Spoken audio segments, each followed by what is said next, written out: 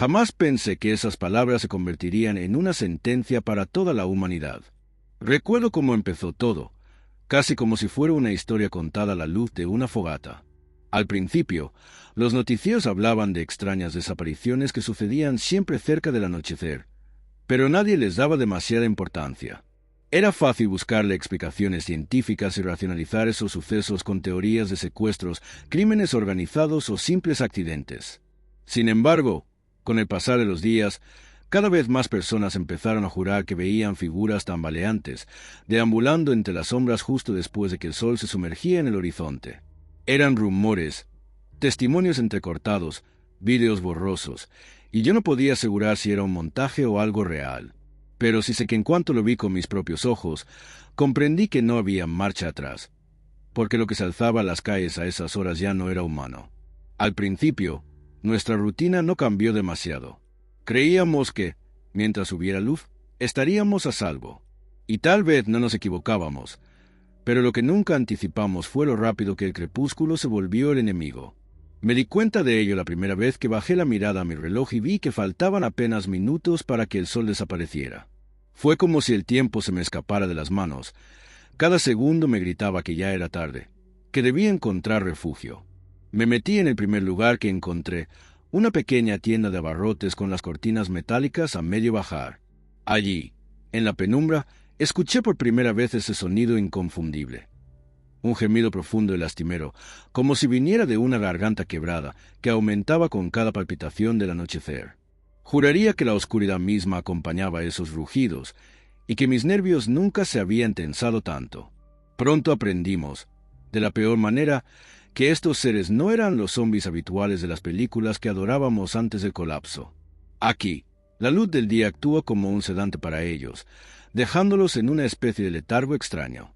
Bajo el sol, parecen cadáveres tirados en callejones o atrapados en silenciosos montones de cuerpos y huesos resecos.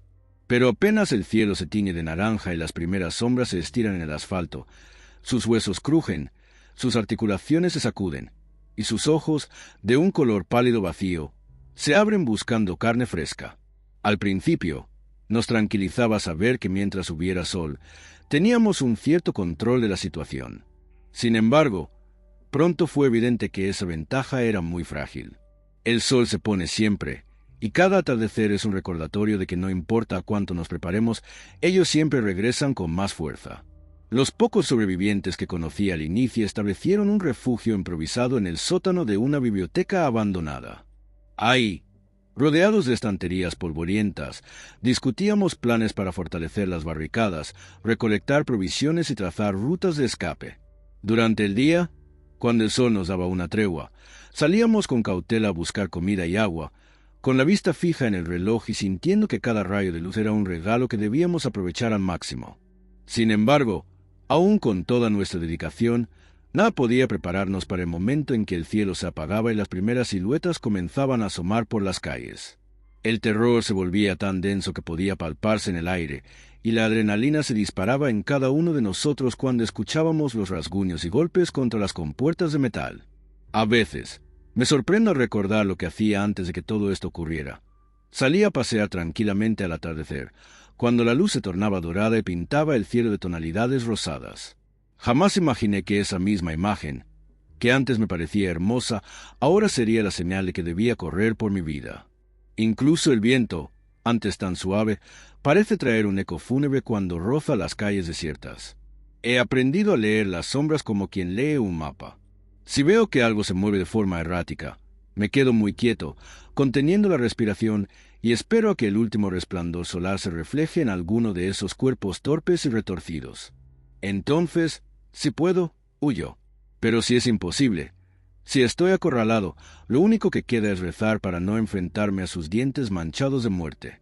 En las noches más largas y silenciosas, a veces me asomo por una rendija de la barricada y los observo en la oscuridad. Es una especie de fascinación morbosa, lo admito. Verlos tambalearse entre los escombros, estirando los brazos como si buscaran algo que nunca encuentran del todo. Hay un canto hueco en sus gemidos, un lamento que me estremece, como si recordaran, en el fondo de sus cadáveres malditos, que alguna vez fueron humanos y se rebelaran contra el destino de deambular sin sentido. Y cuando llega el amanecer, ese primer rayo de sol que los desactiva, se quedan tirados, amontonados, como si la voluntad los abandonara de golpe. Y por un instante, me invade la esperanza de que todo esto sea solo una pesadilla, un mal sueño del que estoy a punto de despertar. Pero la realidad es que cada día la tensión se hace mayor. Podríamos pensar que, con el tiempo, uno se acostumbraría a sobrevivir bajo estas reglas. Sin embargo, es casi imposible prever qué rumbo tomará la próxima horda o cuántos nuevos infectados se sumarán a su marcha. Intentamos idear un método para acabar con ellos, algo que nos permita recuperar las calles incluso cuando el sol se oculte, pero todo se queda en hipótesis y en planes que se desmoronan a la primera prueba. Hemos intentado fuego, armas de todo tipo, y aunque en el momento parecen retroceder, su número parece multiplicarse con cada nueva noche. Es como si la propia oscuridad les diera vida, una vida retorcida y putrefacta, sedienta de nuestra carne. El día se ha convertido en nuestro único aliado, pero también en un verdugo con el reloj en la mano. El tiempo de luz no es suficiente para cultivar, reconstruir o planear grandes cosas. Nos limita a hacer lo indispensable: comer, beber, guarecernos. Es un ciclo de supervivencia que nos está desgastando.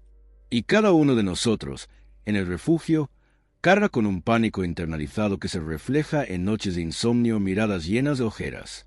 Hablamos de esperanza en voz baja, tal vez para no ofender a la oscuridad que parece escucharlo todo. Aún así, en mi interior, a pesar de que siento que cada jornada podría ser la última, guardo un pequeño reducto de fe, un anhelo irracional de que algún día podremos enfrentar a estas bestias sin depender de la luz. Quizás sea una locura, pero supongo que la esperanza es la única medicina contra la desesperación. Y esta noche, justo en este instante, estoy apoyado contra un muro semidestruido, controlando la respiración mientras oigo pasos arrastrados al otro lado. El sol se ha ido. Solo quedan las últimas brasas en el cielo y, en cuestión de minutos, la ciudad será un infierno plagado de gemidos y dientes hambrientos. Miro a mi alrededor y veo a las personas con las que he sobrevivido las últimas semanas.